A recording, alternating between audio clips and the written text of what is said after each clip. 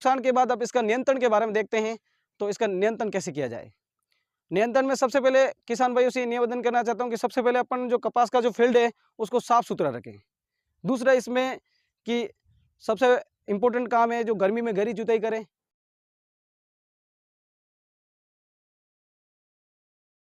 के अतिरिक्त जैसे इसमें जो सफ़ेद मक्खी की जो लगी हुई है या जहाँ नुकसान होने की अवस्था होती है, इसका सक्रिय काल होता है अगस्त से लेकर मध्य अक्टूबर के बीच में।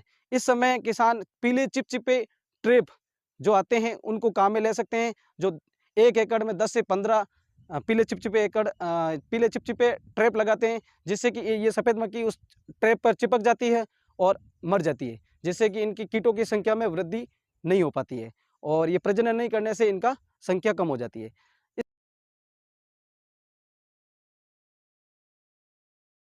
तो अपन इसके सफ़ेद मक्खी के लिए अपन बेविशियन 5 ग्राम पर लीटर पानी में घोलकर उसका स्प्रे कर सकते हैं, जिससे कि क्या सफ़ेद मक्खी का नियंत्रण हो जाता है। इसके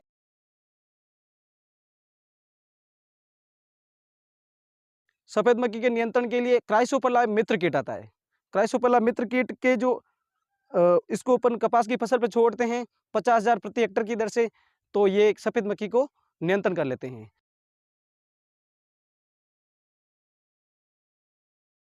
सफ़ेद मक्खी के लिए अगर इससे रेसिस्टेंट वैरायटी आती है, वो अगर अपन जैसे बोते हैं मरु विकास, इसके अतिरिक्त जैसे आपके RS 875, बीकानेर नरमा, इन वैरायटियों में इसका प्रकोप कम होता है। इसके अलावा जैसे कि नीम ऑयल आता है, नीम ऑयल 5 ml पर लीटर के हिसाब से 1500 ppm वाला जो नीम ऑयल आता है 5 ml पर लीटर के हिसाब से, प्लस उसमें 1 ml तरल साबुन मिलाकर इस पे स्प्रे करते हैं, तो इस सफ़ेद मक्खी का नियंत्रण हो जाता है। और अधिक प्रभाव होने पर अपन रासायनिक नियंत्रण की तरफ जाते हैं। तो रासायनिक नियंत्रण में सबसे पहले अपन थायोमेथोक्सोम 30 FS 1 से 2 ग्राम पर लीटर के हिसाब से स्प्रे कर सकते हैं, या एसीफेट 75 SP का 2 ग्राम पर लीटर पानी के हिसाब से स्प्रे कर सकते हैं। इसके अलावा अगर कंट्रोल नहीं हो रही है तो अपन इमिडाक्लोप्रिड 17.8 SL आता है, उसका अपन स्प्रे कर सकते हैं 1 से 2 ml पर लीटर के हिसाब से, या फिर अपन साइपरमेथ्रिन 5% प्लस क्लोरोफाइरिफॉस 50% 1 से 2 ml पर लीटर के हिसाब से उसका भी स्प्रे कर सकते हैं, जिससे कि ये कीट नियंत्रण हो सकता है। रासायनिक नियंत्रण अपनाते हैं तो रासायनिक नियंत्रण में अपन को पहले अगर इमिडाक्लोप्रिड का स्प्रे कर रहे हैं तो उसके बाद दूसरा रसायन काम में लेना चाहिए, जैसे साइपरमेथ्रिन प्लस क्लोरोफाइरिफॉस यूज में ले सकते हैं, या फिर पहले थायोमेथोक्सोम काम में ले रहे हैं तो फिर दूसरा रसायन अपन एसीपेट वगैरह काम में ले सकते हैं।